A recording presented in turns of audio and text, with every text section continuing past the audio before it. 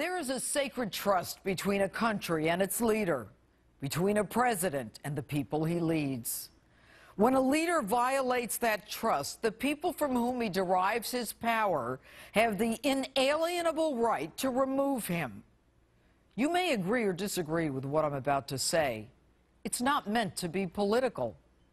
Whatever the context, when you let things slide one after another, the foundation deteriorates. Even water sliding down a rock begins to wear at it and break it down. And like that rock, our very existence is in jeopardy. Barack Obama has put us in that jeopardy yet again.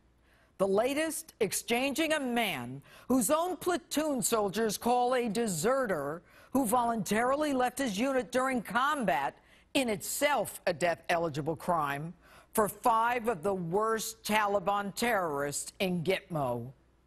Obama sends out Old Faithful Susan Rice to say this of Bowe Bergdahl. He served the United States with honor and distinction. Really? Even the White House had to respin that. Now, Susan, isn't English your first language? Weren't you briefed on what to say? And not for nothing, don't you know that those Sunday morning talk shows are a danger zone for you? But then again, that despicable video lie got you moved up to National Security Advisor. And ironically, the reason for the trade? What we did was ensure that, as always, the United States doesn't leave a man or a woman on the battlefield. Pray tell, Susan, is it okay to leave some behind? The trade surprised even Congress.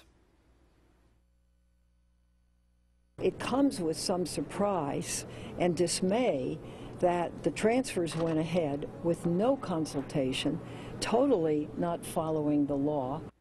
And that's a Democrat. Enter our president. We had a prisoner of war whose health had deteriorated, and we were deeply concerned about, and we saw an opportunity and we seized it, and I make no apologies for that.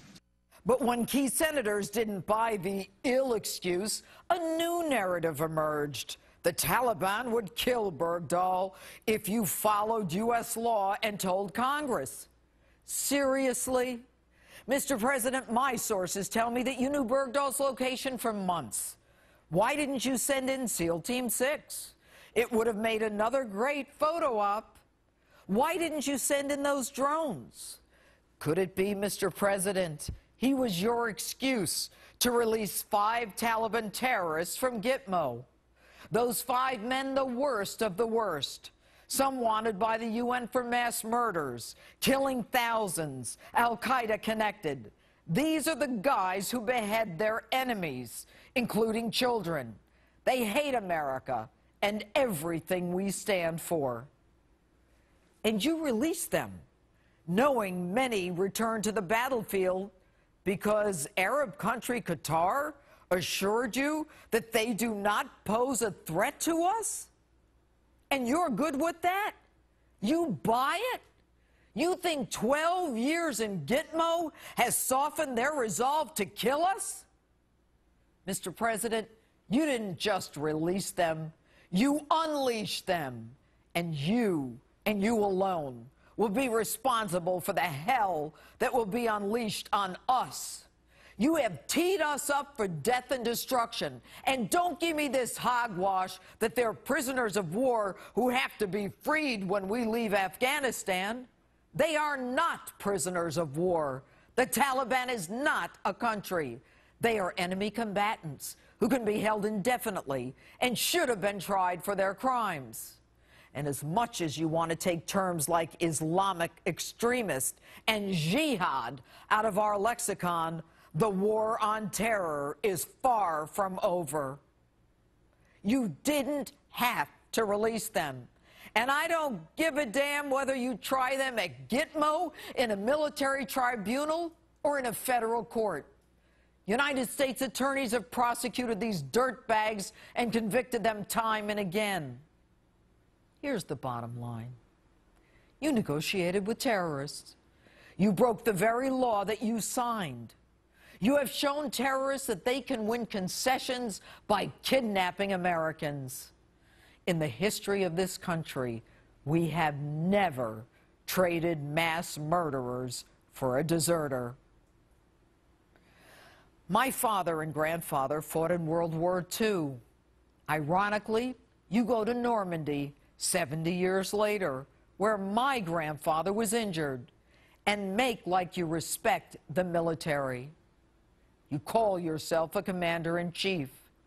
But what commander-in-chief doesn't support a surge but sends in 40,000 troops anyway? What commander-in-chief reduces benefits to those in the military, closes the Veterans War Memorial, reduces the Army to pre-World War II levels, knowingly allows veterans to die in our hospitals, while replenishing the enemy in a time of war? Mr. President, you are destroying this country. You have diminished us on the world stage. You have trampled on the very laws that you swore to uphold. You are not a true commander-in-chief. We've impeached a president for lying about sex with an intern. Your actions, far more egregious, demand impeachment.